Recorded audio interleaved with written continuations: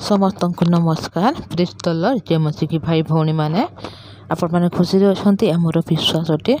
आसतु आज आम देखा ईश्वर को जीवंत भाग्य आदि पुस्तक अध्याय 31 आम देखा आज 22 पदरू देखु एट लिखा जाए अनंतर तृतीय दिवस लाभन को जाकुबर पलायन संवाद दिगला तहिरे से अपना कुटुंब मानक संगे घेनी ताहार पछे पछे 7 दिन बाट दौड़ी जाई गिलियद पर्वत निकट रे ताहार संग धरिला।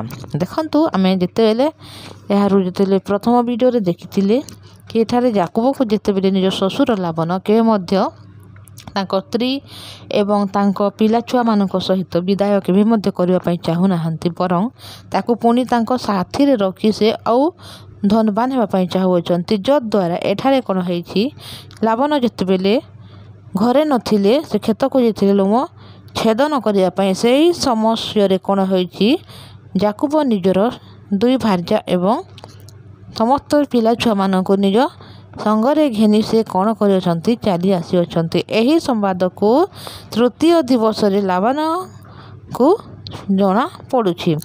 सेतेबेले से कौन कर कुटुंब संगे घेनी कौन कर पछे पछे दौड़ौंट एवं गिलियद पर्वत निकट रे से माने धरी पारुअछंती। मात्र परमेश्वर रात्र काले स्वप्न जोगे अरामीय लाभन निकट रे उपस्थित होई ताहाकू कहिले सावधान जाकुब को मंद फल किछि कह नाही। देखंतु एठारे परमेश्वर सबु बेले जाकुबंकर निकटवर्ती अछंती जद्वारा केबे सुद्धा जाकुबंकर कोनोसी मध्य नष्ट होई पारु नाही बरं परमेश्वर को अनुग्रह द्वारा से सब बेले आउ आग को बढ़ुछि एवं से महान हेउछि। जेतेले से रास्ता रे पलाउ अछंती सेटारे लाभन ताकू धरी अछंती किंतु परमेश्वर एठारे लाभन को कहउछंती कि तुमे ताकू केबे मध्य भल मंद किछि कह नाही बोली कहउछंती। अनंतर लाभन जाकुबर संग धरिला समय रे जाकुब तंबू पर्वत उपर स्थापित थिला तहिरे लाभन ही कुटुंब मानक सहित गिलियद पर्वत रे तंबू स्थापन कला। जोठारे जाकुब निजर स्तंभ को स्थापन करथिले सेही ठारे एठारे कौन करुछंती लाभन मध्य निज कुटुंब मानक सहित सेठारे स्तंभ स्थापन करुछंती। पुणी लाभन जाकुब को कहिला तुमे काहेकि एरूप कर्म कल मते वंचना कल पुणी मो कन्या मानकू खड्गधृत बंदी लोकंक परि घेनी आसिल। देखंतु एठारे से कहउछंती कहीं तुम्हें एपरी कर पुणी झील मानकू तबे बांधिला परी तुम्हें सांगरे नहीं घेनी आसिल बोली कहउछंती कहीं एपरी प्रवंचना करुअछ मते बोली से एठारे से निजर माने ज्वाई को कहउछंती तुम्हें मते वंचना करी कहीं गोपन रे पलाई आसिल। देखंतु कहीं मत संवाद देल नहीं देथिले मु तुमको आह्लाद और गाय न पुणी तबला और बिना वाद्य सहित विदाय करि। देखंतु मु जदि तुम सहित मु से थांती ताहले वाद्य सहित तुमको कौन करि विदाय करि।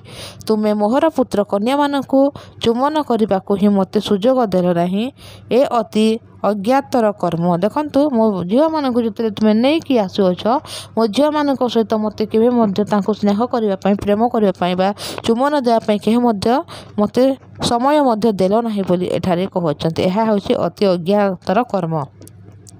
तुमको हिंसा करने को मोहर हस्त समर्थ प्रमाण मात्र गत रात्रि तुमर पैतृक परमेश्वर मते कहले सावधान जाकुब को भल मंद किछि कह नहीं। देखंतु एठारे लाभन कहछि कि मु जदि तुमको किछि करि पारिबे पई मु समर्थ अछि किंतु तुमर परमेश्वर जेतेले मते मना करि अछंती एवं मते सावधान करि अछंती सेथि पई मु किछि कहू नहीं। आउ पैतृक गृह को झुरी बाकरू जेबे तुमर जीवार आवश्यक है तेबे मोहर देवता मानक कहीं चोरी कल। देखंतु तुम तुमरी पुत्र बा पैतृक गृह को जितेबेले जाऊअछ तो मो देवता मानक कहीं चोरी करिअछ बोले एठारे जाकुब को लाभन कहउछन। तहिरे जाकुब लाभन को उत्तर कला मोहर भय है कारण के जाने तुम्हें मो ठारू आपना कन्यागण को बलपूर्वक छड़ाई नब एपरि विचार कली। देखंतु एठारे दुई ज्वाई मो ससुर कथबार्ता होउछंती कि तुम्हें मो झील मानक कहीं नेल पुणी मो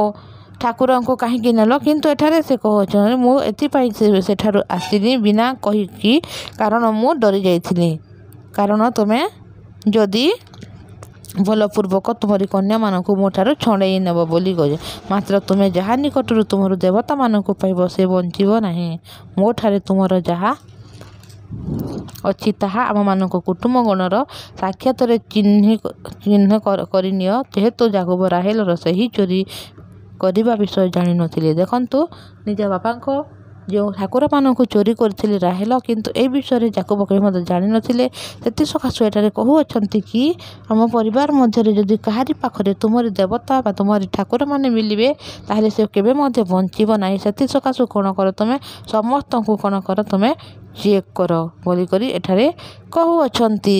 ତହୁଁ ଲାବାନ ଯାକୁବର ତମୁଗୃହ ଓ ଲେୟାର ତମୁଗୃହ ଓ ଦୁଇ ଦାସୀର ତମୁଗୃହକୁ ଯାଇ ଅନ୍ୱେଷଣ କଲା, ମାତ୍ର ପାଇଲା ନାହିଁ। ଏଣୁ ସେ ଲେୟାର ତମୁଗୃହ ଛାଣି ରାହେଲର ତମୁଗୃହରେ ପ୍ରବେଶ କଲା। ଦେଖନ୍ତୁ, ଏଠାରେ ସମସ୍ତଙ୍କ ତମୁ ଭିତରକୁ ଯାଇ ସେମାନେ କ'ଣ କରୁଅଛନ୍ତି, ସେମାନେ ଖୋଜୁଅଛନ୍ତି ତାଙ୍କର ଠାକୁରମାନଙ୍କୁ। କିନ୍ତୁ ମାତ୍ର ରାହେଲ ସେହି ଠାକୁରମାନଙ୍କୁ ନେଇ ଓଟର ହାଡ଼ରା ଭିତରେ ରଖିଦେଇ ଉପରେ ବସିଥିଲା। ତହିଁରେ ଲାବଣ ତାହାର ତମୁଗୃହର ସବୁ ସ୍ଥାନ ଖୋଜିଲେ ତାହା ପାଇଲା ନାହିଁ। ଦେଖନ୍ତୁ, ଏଠାରେ କ'ଣ ହୋଇଛି, ସେ ତାଙ୍କର ଯେଉଁ ଠାକୁରମାନେ ଅଛନ୍ତି ସେ ଠାକୁରମାନଙ୍କୁ ସେ କ'ଣ କରୁଛି, ଚୋରି କରିଛି। ଏବଂ ଯେଉଁ ଓଟରେ ଅଛି ସେ ଓଟରେ ସେ ବସିଅଛି, ଯାହାଦ୍ୱାରା ସେମାନେ ଯେତେ ମଧ୍ୟ ସେ ଠାକୁରଙ୍କୁ ଖୋଜୁଛନ୍ତି କେବେ ସୁଦ୍ଧା ସେ ଠାକୁରମାନଙ୍କୁ ପାଉନାହାନ୍ତି।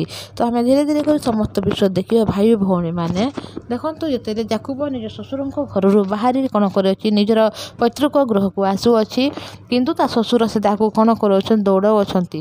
ତାକୁ ହୋଇଥାନ୍ତା କି ସେମାନେ ତାକୁ ବେଶୀ ପିଠା ମରା ମଧ୍ୟ କରିଥାନ୍ତେ, ତାଙ୍କ ଝିଅମାନଙ୍କୁ ମଧ୍ୟ ଛଡ଼େଇକି ନେଇଥାନ୍ତେ। କିନ୍ତୁ ସଦାପ୍ରଭୁ ପରମେଶ୍ୱର ଏଠାରେ ଯାକୁବଙ୍କର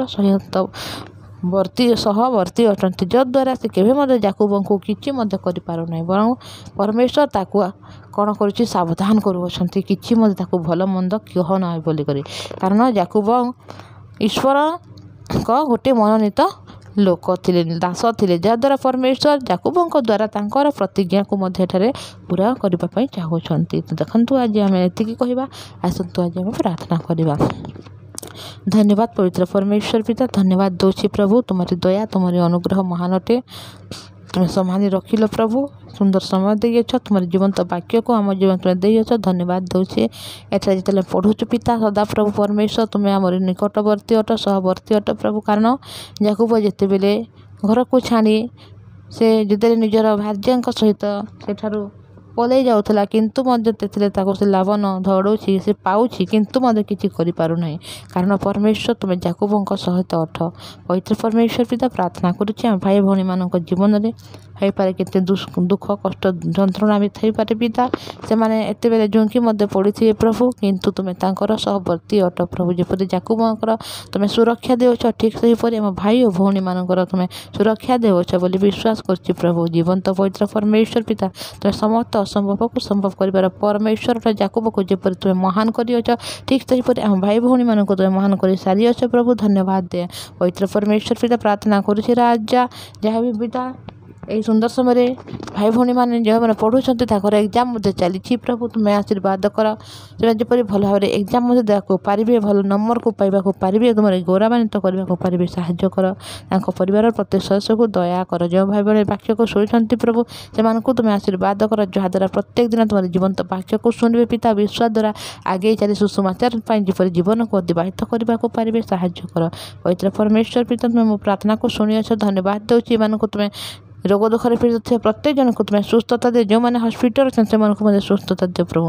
ପବିତ୍ର ପରମେଶ୍ୱର ପିତା, ପ୍ରତ୍ୟେକ ପରିବାର ସଦସ୍ୟକୁ ଆଶୀର୍ବାଦ କର ପ୍ରଭୁ। ପୁଣି ସମସ୍ତେ ଯେପରି ସ୍ୱର୍ଗ ରାଜ୍ୟର ଅଧିକାରୀ ହେବାକୁ ପାରିବେ, ସାହାଯ୍ୟ କର ପ୍ରଭୁ। ସମସ୍ତଙ୍କୁ ତୁମେ ମନୋନୀତ କରି ସମସ୍ତଙ୍କୁ ଧାର୍ମିକ କରିଅଛ, ଧନ୍ୟବାଦ। ପ୍ରତ୍ୟେକ ଗର୍ବ ତୁମକୁ ଦେଉଛି, ଯୀଶୁଙ୍କ ନାମରେ ମାଗୁଅଛି, ଆମେନ୍। ପ୍ରେଜ୍ ଦ ଲର୍ଡ। Thank you.